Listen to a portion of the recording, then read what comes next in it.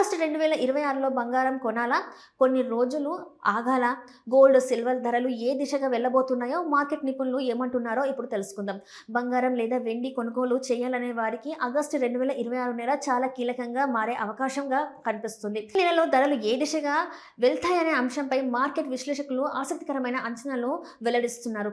ప్రస్తుతం ఉన్న పరిస్థితులను పరిశీలిస్తే ఆగస్టు నెలలో బంగారం ధరలు భారీగా పెరగడం లేదా ఒక్కసారిగా కుప్పకూలడం కంటే స్వల్పం హెచ్చుతగ్గులతో ఒక నిర్దిష్ట పరిధిలో కదిలే అవకాశం ఉందని నిపుణులు భావిస్తున్నారు.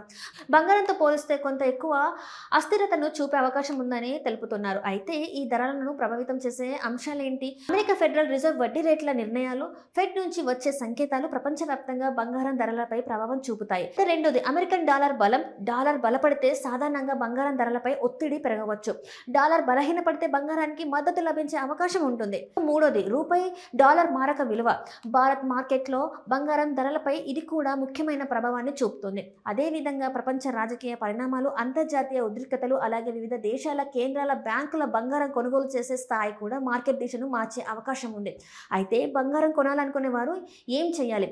మార్కెట్ నిపుణుల సూచన ప్రకారం ఒకేసారి పెద్ద మొత్తంలో బంగారం కొనుగోలు చేయడం కంటే దశల వారీగా కొనుగోలు చేయడం మంచిదని చెప్తున్నారు. దీనిపైనే రూపీ కాస్ట్ యావరేజింగ్ విధానాలు అంటారు. ఇలా చేస్తే ధరలు తగ్గినా పెరిగినా సగటు కొనుగోలు ధరలను సమతుల్యం చేసుకునే అవకాశం ఉంటుంది. వెండి కొనుగోలు చేసేవారు కూడా ఇదే వ్యూహాన్ని అనుసరించాలని విశ్లేషకులు సూచిస్తున్నారు. ఎందుకంటే పరిశ్రమల డిమాండ్ కారణంగా వెండి ధరల్లో బంగారంతో పోలిస్తే ఎక్కువ మార్పులు కనిపించవచ్చు. పెట్టుబడుల విషయానికి వస్తే మొత్తం పెట్టుబడిలో కొంత భాగాన్ని మాత్రమే బంగారం లేదా వెండి వంటి విలువైన లోహాలలో ఉంచడం మంచిదని నిపుణులు సూచిస్తున్నారు.